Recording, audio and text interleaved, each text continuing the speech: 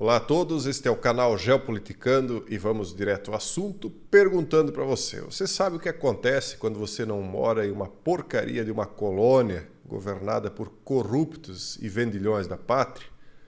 Bom, um exemplo é isso aqui. O Senado da Louisiana aprova por unanimidade projeto de lei para bloquear o controle da ONU, da OMS e do WEF, o Fórum Econômico do Estado.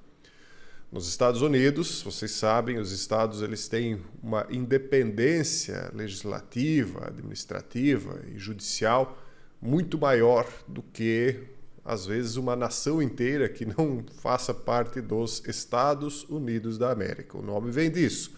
Eles são estados que têm independência e autonomia relativa e que se uniram, né, para formar, então, o país que nós conhecemos como América do Norte.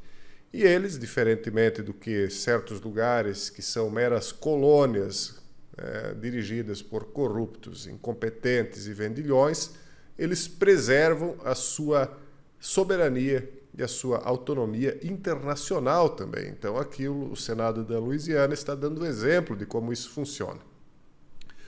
O que aconteceu?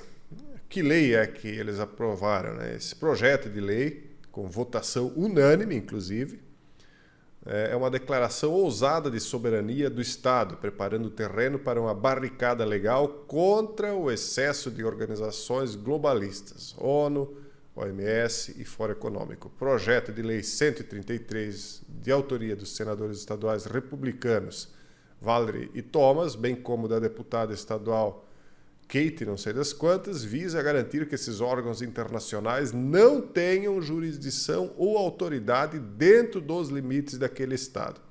Aí vocês ficam perguntando, por que tem tanta gente fugindo para os Estados Unidos? O Brasil mesmo aí tem, acho que, eu não sei, eu vi por cima, será que são 4 milhões, eu estou enganado, aí, que saíram nos últimos tempos agora, né? Foram embora. Então, por que a maioria ruma para os Estados Unidos? A organização, a OMS, as Nações Unidas e o Fórum Econômico não terão jurisdição, diz aqui, ou poder no estado da Louisiana. Nenhuma regra, regulamento, taxa, imposto, política, mandato de qualquer tipo das organizações, no caso citadas, será aplicado ou implementado pelo estado da Louisiana ou por qualquer agência, departamento, conselho, comissão, subdivisão política, entidade governamental do estado, freguesia, município ou qualquer outra entidade política.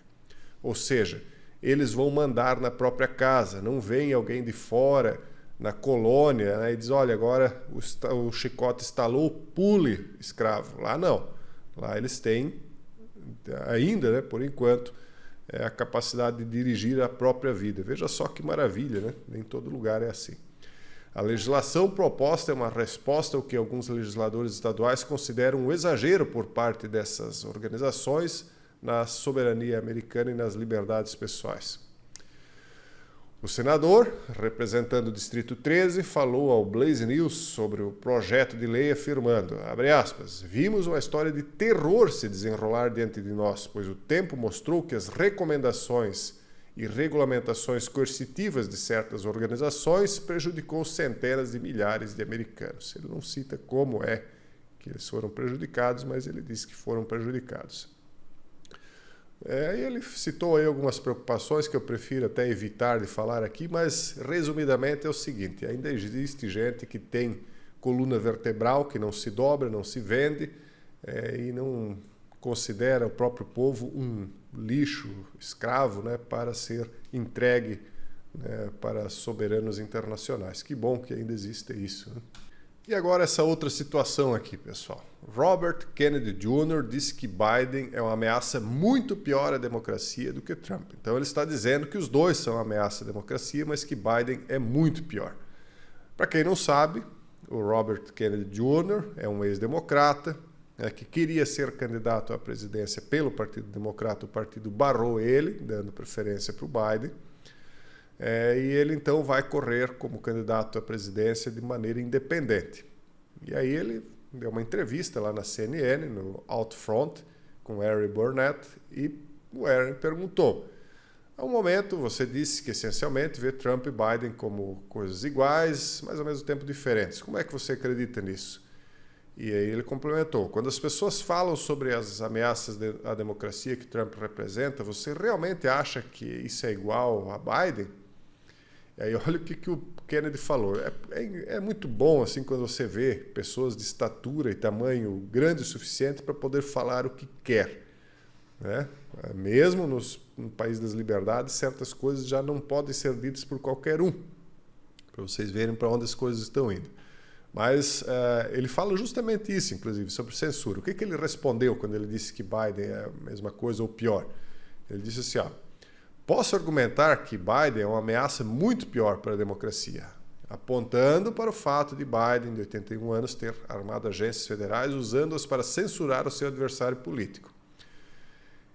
E aí ele disse assim, ó, completamente, a resposta dele é a seguinte: e a razão para isso é que o presidente Biden é o primeiro candidato da história, o primeiro presidente da história que usou agências federais para censurar o discurso político, para censurar o seu oponente.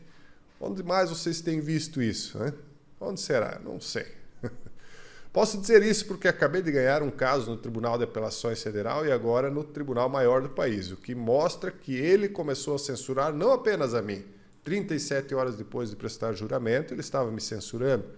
O que aconteceu com o Trump? Que teve até que abrir uma rede social dele mesmo, que inclusive agora foi listada na Bolsa de Valores. Eu acredito que essas ações aí vão subir muito se ele for eleito, porque os amigos... É um aplicativo que não vingou, na verdade, né? Mas os amigos dele com certeza vão comprar muitas ações quando ele for eleito. Provavelmente será. Aí ele diz, ó, nenhum presidente do país jamais fez isso. Continuou Kennedy, explicando que a maior ameaça à democracia não é alguém que questiona os resultados eleitorais, mas um presidente dos Estados Unidos que usa o poder do seu cargo para forçar as redes sociais, a empresas como Facebook, Instagram, Twitter, para abrir um portal e dar acesso a esse portal ao FBI, a CIA, a Receita, ao NH, para censurar seus críticos políticos. Óbvio, né? Óbvio que censura é uma destruição da democracia. Isso qualquer idiota sabe. Mas muitos se fazem de mais idiotas do que são. Né?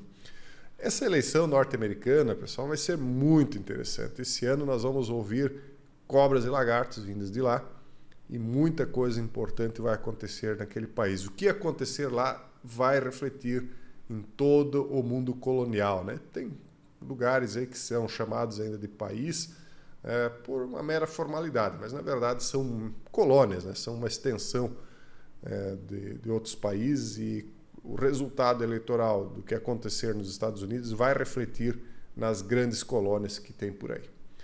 Mas vamos adiante aqui. Interrupções generalizadas de GPS mostram motoristas de Tel Aviv em Beirute em meio a temores de um ataque ao Irã. Olha o que aconteceu. Sempre agradecendo aos amigos aí que mandam as matérias para a gente. Beirute, né? Não é em Israel, mas as pessoas que estavam dirigindo em Tel Aviv estavam sendo mostradas em Beirute. Por quê? Porque, aparentemente, essas interrupções generalizadas em aplicativos de navegação, como Google Maps e Waze, estão sendo confundidas, o GPS delas está sendo confundido, e há relatos de que isso está sendo feito pelas forças de defesa de Israel como uma maneira de confundir o GPS do Irã, né, para que ele não possa atacar Israel. E aí ele vai, talvez, né, na hipótese que lançaria um artefato de ataque contra Tel Aviv, e esse artefato acabaria caindo lá em Beirute ou em qualquer outro lugar. Né? É óbvio que existem outros meios de se guiar através de orientação georreferenciada que não só o GPS. Existe o sistema russo, existem outros sistemas. Mas, se um é possível de ser confundido, o outro também pode ser feito. Né? Então, vocês vejam que essas situações aí que nós temos relatado de GPS caindo ao redor do mundo, talvez tenham a ver com isso aqui. Muito provavelmente, inclusive. Né? As interrupções, diz a matéria aqui de Times of Israel, né? As interrupções de Tel Aviv ocorrem um dia depois que as forças de Israel terem dito que reforçaram o seu sistema de defesa aérea e convocaram reservistas, enquanto o país se preparava para uma potencial resposta iraniana ao ataque na Síria no início dessa semana, atribuído a Israel, no qual vários altos funcionários iranianos foram eliminados. Tem palavras que não podem ser ditas, né? E, ao mesmo tempo, aqui no Breitbart, que é um site de notícias opositor ao Biden, disse que a Casa Branca estaria usando um plano de 4 partes para derrubar Netanyahu. Então, eles têm a mesma impressão que eu tive lá atrás e que eu adiantei para vocês que iria acontecer, de que o governo Biden iria tentar derrubar o Netanyahu. Estão fazendo? Não sei, mas a impressão que eu tenho é que sim. E essa é a opinião que eu tinha lá atrás e agora está sendo corroborada por outros. Quem me acompanha há mais tempo lembra. Então, o que eles dizem aqui? A Casa Branca de Biden estaria tentando derrubar o governo eleito de Netanyahu, utilizando um plano de 4 partes que supostamente envolve as Nações Unidas e ativistas de esquerda de Israel. Será que isso é verdade, pessoal? É uma pergunta que eu faço. Será que esse site tem realmente essa informação? O relatório foi publicado pela colunista Caroline Glack, do Jewish News Syndicate, que cita uma mensagem de texto do ativista Amy Dror, que foram relatados pela primeira vez pelo canal 14 de Israel, equivalente a Fox News na mídia israelense. O que ela escreveu? Com base no que chamou de uma conversa com seus contatos na Casa Branca, Dror expôs em detalhes o plano de 4 partes da Casa Branca para derrubar o governo. Os componentes envolveram ações no terreno em Gaza, o uso do Conselho de Segurança da ONU, extorsões de ministros do governo e protestos em massa. Bom, tem aqui toda a matéria, eu vou passar ela para vocês na tela, depois se vocês quiserem ler aqui, ótimo, e se não, também dá para ler lá diretamente no Breitbart. Vamos acompanhar e vamos ver o que está acontecendo. Agora, esse site aqui ele já tem um viés totalmente contrário. O viés dele já é mais pró-Biden, um site de visão liberal e globalista, né, chamado The Free Press. Eles dizem que o Irã está vencendo a guerra. Nesse momento, as coisas parecem boas para Israel, eles dizem, mas a República Islâmica está jogando o jogo a longo prazo e suas vantagens, infelizmente, são muitas. Então vocês veem aqui que ele já traz uma visão totalmente diferente, né? Então eles perguntam, haverá um fim para a guerra de Gaza e todos os seus confrontos complementares em que o Irã e seus representantes perdem e Israel e os Estados Unidos ganham? Deixa